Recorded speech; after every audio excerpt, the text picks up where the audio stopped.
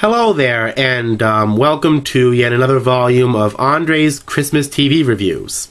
And today I'm going to be talking about the 1991 television movie called Yes, Virginia, There is a Santa Claus, starring Richard Thomas and Ed Asner and Charles Bronfman, of all people, as the famous New York Sun editor and correspondent Francis Church. Go figure. But, and I know I sound like Mary Catherine Gallagher here from Superstar, you know, when I say made-for-television movie. She's always talking about that. But I've seen the original one animated by the Charlie Brown people from the mid-1970s. I believe Jimmy Osmond did the famous theme song for it. And it's actually very historically accurate. Just a little, background. In 1897... in an age of a lot of skepticism, a girl from New York, the son of a coroner's assistant named Dr. O'Hamlin, her name was Virginia, wrote a note to the New York Sun asking if there was a Santa Claus, and it inspired a very famous editorial from Francis Church. Virginia later got married, became a teacher, and so on and so forth. What I find most interesting about this 1991 televised movie is that it's a very, very good movie.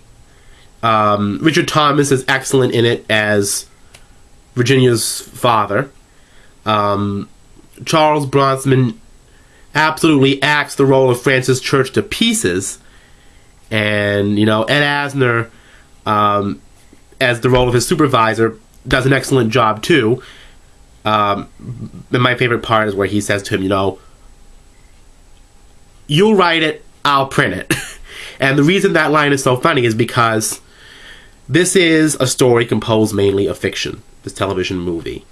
In this movie, the O'Hanlon family are portrayed as very poor Irish immigrants who have a good heart. Very wholesome, but very poor, dependent on a lot of people for things. And Virginia's holding on to her belief in Santa Claus while her other friends doubt her. Because, she has such a difficult background.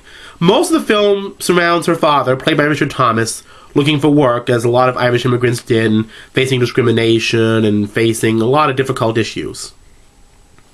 And the mother's pride and not wanting to beg for things from neighbors and so on and so forth.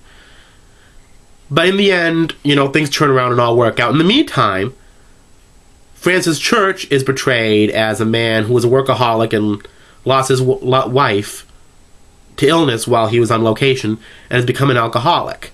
And his career is sort of going to pieces, and he's got a couple new assistants there who are trying to encourage him. But this note from Virginia not only changes the life of her father in the end, but changes the life of Mr. Church. It's very much a dramatization. I would say of the entire TV movie, only about, on a scale of 1 to 10, here's a scale, only about that much of it amounts to being truthful. But that doesn't matter, because, in a way, when it came out around 1990, 91, this movie, it wasn't much different than, say, 1891. It was 100 years later now, but we were living again in an age of skepticism. I was there in the 1990s. I saw it go down. And I remember, people would not only say then there is no Santa Claus, but they could describe, their parents coming down in costumes pretending to be Santa.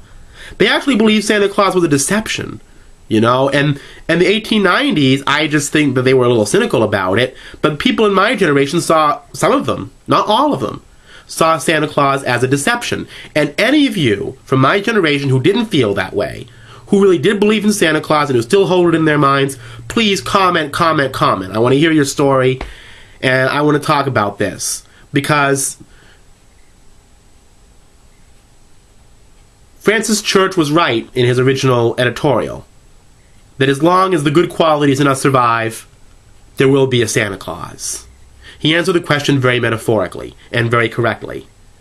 And this story from 1991 just plays out the American dream that might have resulted in some of those cynical thoughts, even though it is fictional. So it's okay for me to like it, even though it isn't 100% accurate, that doesn't matter. It tells a story from that era that very well could have happened. Even though it didn't in this case, it could have. And that's why I think that this is an important story. It was an important editorial. And, It's okay to believe in Santa Claus or anything like that, you know? Just believe in goodness. You know, don't put your faith in something necessarily bigger than you, but believe in goodness. Believe in helping out your fellow human being, animal, anybody. You know, that's what's important.